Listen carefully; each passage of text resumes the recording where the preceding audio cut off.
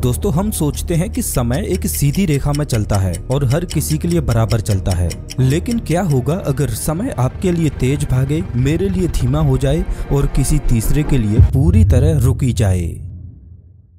Albert Einstein की theory of relativity कहती है कि ये सिर्फ पॉसिबल ही नहीं बल्कि ब्रह्मांड की यही असली सच्चाई है।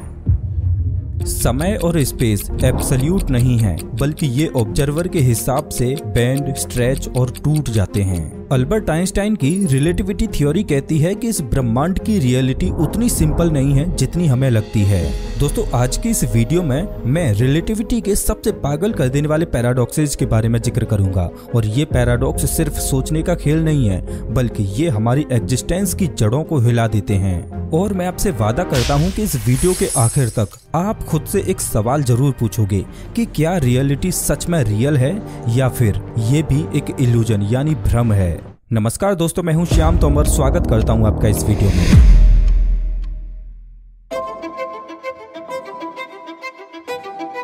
शुरुआत करते हैं ट्विन पैराडॉक्स से। मुझे उम्मीद है कि आपने इस पैराडॉक्स के बारे में पहले भी कभी न कभी सुन रखा होगा। कल्पना कीजिए, दो जुड़वा भाई हैं। दोनों का जन्म एक ही दिन एक ही वक्त पर हुआ।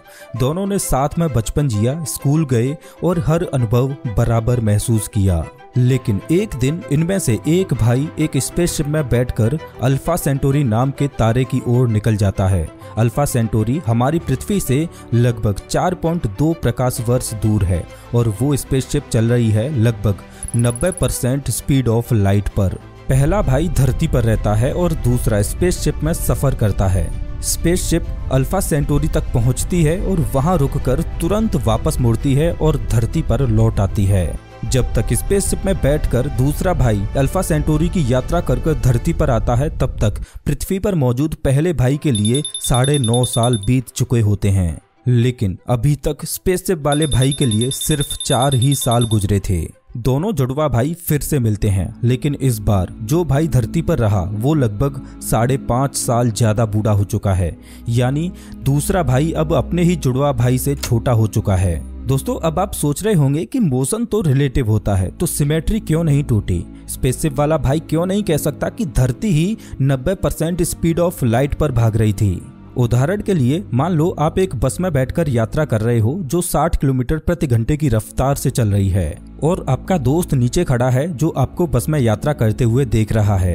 अब चूंकि आपकी बस 60 किलोमीटर प्रति घंटे की रफ्तार से आगे बढ़ रही है, तो ऐसे में जमीन पर खड़ा आपका दोस्त आपको 60 किलोमीटर प्रति घंटे की रफ्तार से ही पीछे छूटता हुआ दिखाई देगा।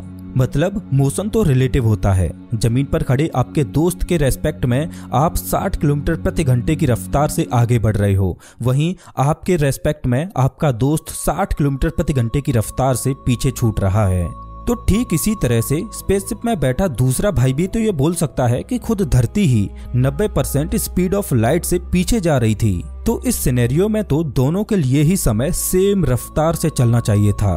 तो फिर ऐसा क्या हुआ कि धरती पर मौजूद पहले भाई के लिए समय की रफ्तार तेज हो गई और स्पेसशिप में ट्रेवल करने वाले दूसरे भाई के लिए समय की रफ्तार धीमी हो गई?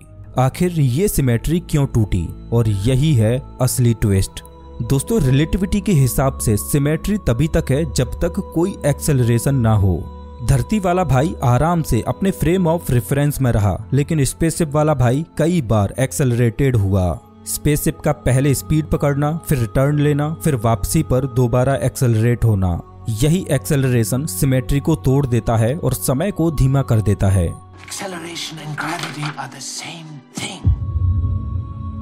चलिए इसको बस वाले एग्जांपल से समझते हैं। मान लीजिए कि आपकी बस 60 किलोमीटर प्रति घंटे की रफ्तार से एक कांस्टेंट स्पीड में चल रही है, तो इस केस में कोई सिमेट्री नहीं टूटेगी और आप और आपके दोस्त के लिए समय एक ही रफ्तार से चलेगा।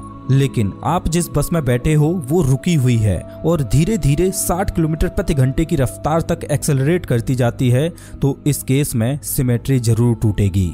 मतलब विराम अवस्था से 60 किलोमीटर प्रति घंटे की रफ्तार तक पहुंचने में बस को जितना समय लगेगा उसी हिसाब से आपके लिए भी समय धीमा हो जाएगा।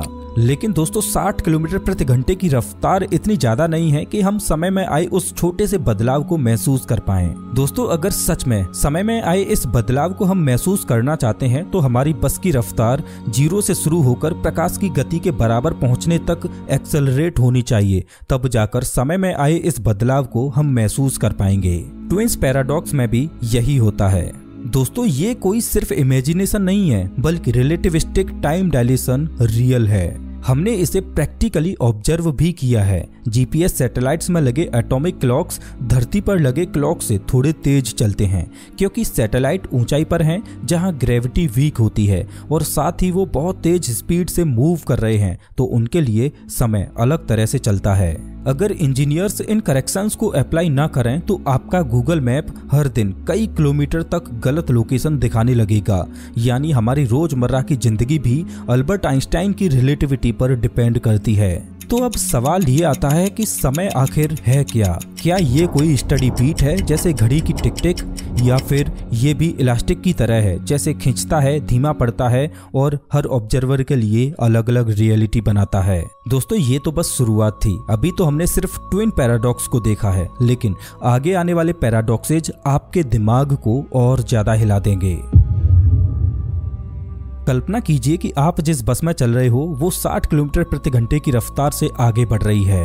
आपके हाथ में एक गेंद लगी है और आपने उस गेंद को बस की चलने की दिशा में 100 किलोमीटर प्रति घंटे की रफ्तार से फेंक दिया। तो इस सिचुएशन में आपका जो दोस्त जमीन पर खड़ा होकर उस गेंद को देख रहा है, उसके हिसाब से उस गेंद की रफ्तार क्या होगी?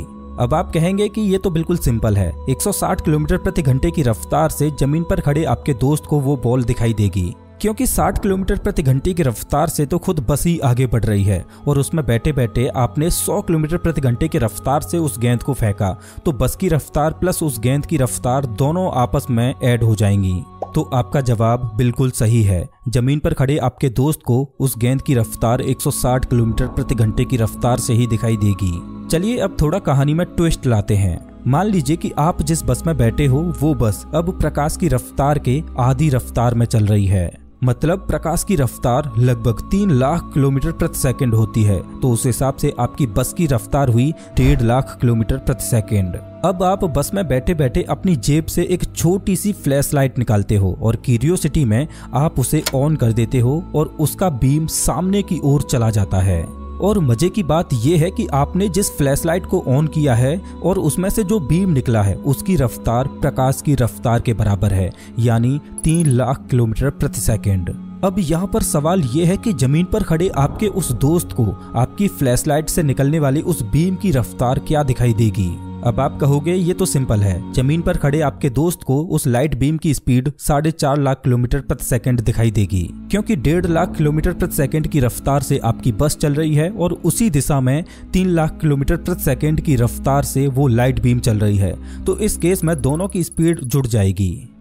थियोरेटिकली ऐसा होना तो चाहिए, लेकिन सच तो ये है कि आपका जवाब पूरी तरह से गलत है और ऐसा होगा नहीं।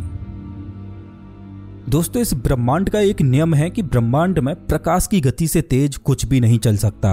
मतलब चाहे प्रकाश की गति की आधी रफ्तार पर चलने वाली बस में बैठकर आप उस लाइट बीम को देखो या फिर जमीन पर खड़े होकर आपका दोस्त उस लाइट बीम को देखे, दोनों के लिए उस लाइट बीम की स्पीड सेम ही होगी, प्रकाश की रफ्तार के बराबर। दोस्तों अब आपके दिमाग में एक सवाल आ रहा होगा कि ये सब आखिर पॉसिबल कैसे है? तो इस पजल का जवाब छुपा है अल्बर्ट आइंस्टाइन की थ्योरी ऑफ रिलेटिविटी में। जब भी कोई ऑब्जेक्ट बहुत हाई स्पीड से मूव करता है तो 2 चीजें होती हैं। पहला टाइम डायलेशन यानी समय धीमा हो जाता है और दूसरा लेंथ कॉन्ट्रैक्शन यानी दूरियां छोटी हो जाती हैं।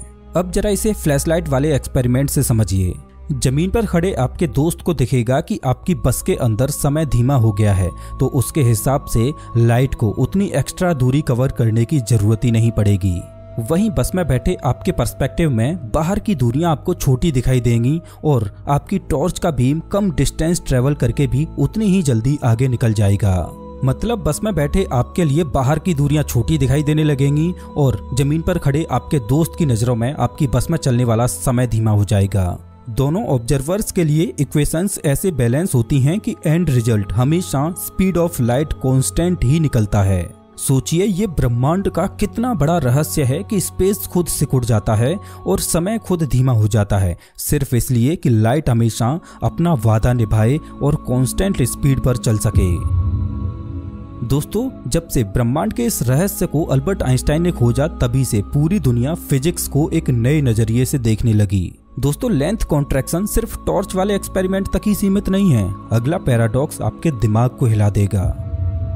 कल्पना कीजिए, एक सुपरसोनिक ट्रेन है जिसकी लंबाई ठीक उतनी ही है जितनी एक टनल की लंबाई है। मतलब उस टनल में अगर ट्रेन को खड़ा कर दिया जाए तो उस ट्रेन और टनल दोनों की ही लंबाई बिल्कुल सेम है। अब यहाँ पर सिनेरियो ये है कि मानकर चलिए कि ये ट्रेन लगभग लाइट की स्पीड के बराबर दौड़ रही है और उस टनल की ओर आ रही है। सिचुएशन ये है कि आप उस ट्रेन के अंदर बैठे हो और आपका दोस्त उस टनल के पास खड़ा है। जब वो ट्रेन टनल से लाइट की स्पीड से गुजरेगी तो दोनों ऑब्जर्वर के लिए एक मजेदार घटना घटेगी। प्लेटफॉर्म पर खड़ा आपका दोस्त देखेगा कि ट्रेन लेंथ कॉन्ट्रैक्शन का शिकार हो चुकी है, यानी अब ट्रेन टनल से छोटी हो गई है। और अगर ट्रेन में बैठे आपके पर्सपेक्टिव से देखा जाए तो आपको दिखाई देगा कि टनल छोटा दिखाई दे रहा है, क्योंकि आपके हिसाब से बाहर की दुनिया कॉन्ट्रैक्ट हो रही है। दोस्तों, दोनों ही पर्सपेक्टिव अपने अपने हिसाब से सही हैं, तो सवाल ये है कि आखिर इनमें से सच कौन सा है। दोस्तों, इस ब्रह्मांड का सबसे बड़ा रहस्य है कि दो घटनाएं जो एक ऑब्जर्वर के लिए एक ही समय पर होती हैं तो दूसरे ऑब्जर्वर के लिए अलग समय पर हो सकती हैं।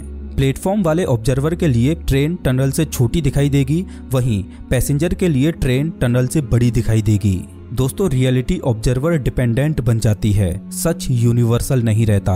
जरा सोचिए, हम रोजमर्रा की जिंदगी में भी कई बार इसी तरह जीते हैं। एक ही घटना को दो लोग अलग अलग तरह से परसीव करते हैं। किसी के लिए वो जीत है तो किसी के लिए हार, किसी के लिए वो उम्मीद है तो किसी के लिए निराशा।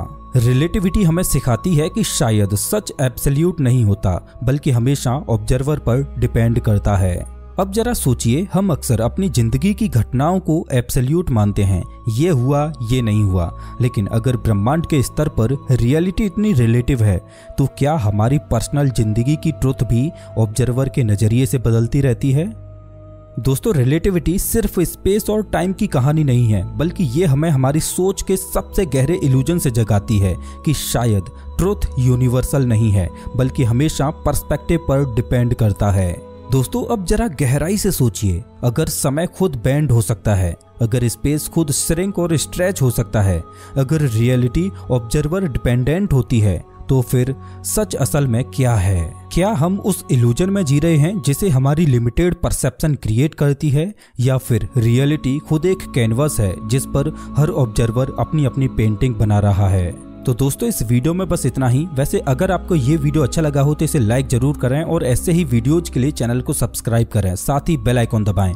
मिलता हूं मैं आपसे एक नई वीडियो में, तब तक के लिए नमस्कार।